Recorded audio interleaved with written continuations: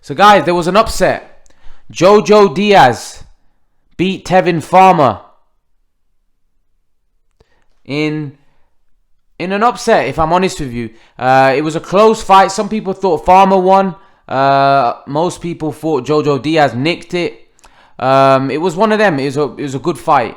It was definitely a good fight. It was back and forth stuff. But it seemed like Jojo Diaz was outlanding Farmer in quite a few rounds in that fight. I think Jojo Diaz did a great job.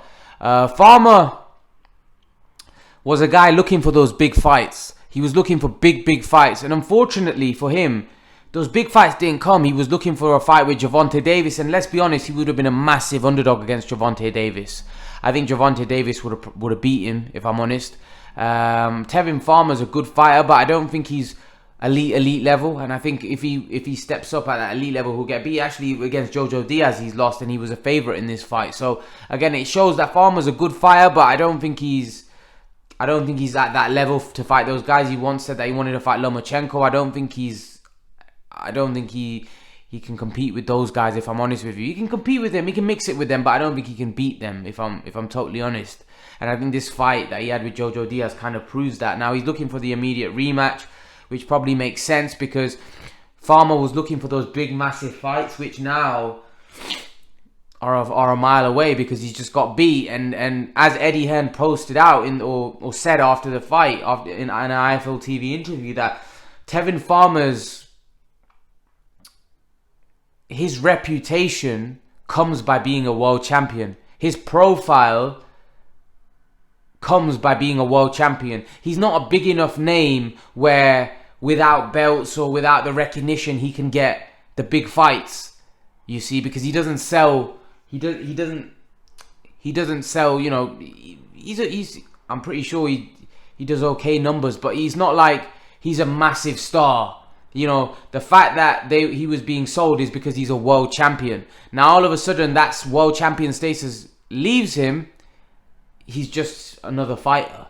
So it's very important for him to rematch Jojo Diaz and beat him, because if he loses the rematch, then, it's a tough road back for him, because like I said, without him being world champion, his profile is not that big at all, and you can't see him getting any big fights.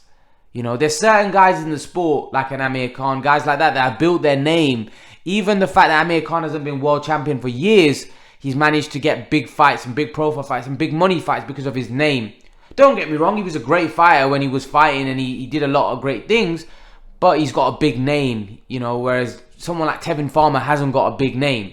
So he needs to be a world champion to attract the big fights. So the guys are like, oh, I'll fight Tevin Farmer because it's a unification fight.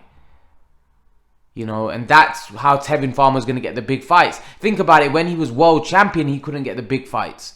So how's he going to get the big fights if he's not world champion? So it's really important for Tevin Farmer to become world champion again. So he's going to rematch Jojo Diaz, but I don't know if he wins that. I think Jojo Diaz might win again. I think it's a hard fight for Tevin Farmer, if I'm totally honest with you. They're saying he's struggling to make weight. Will he move up? But again, he moves up to 135.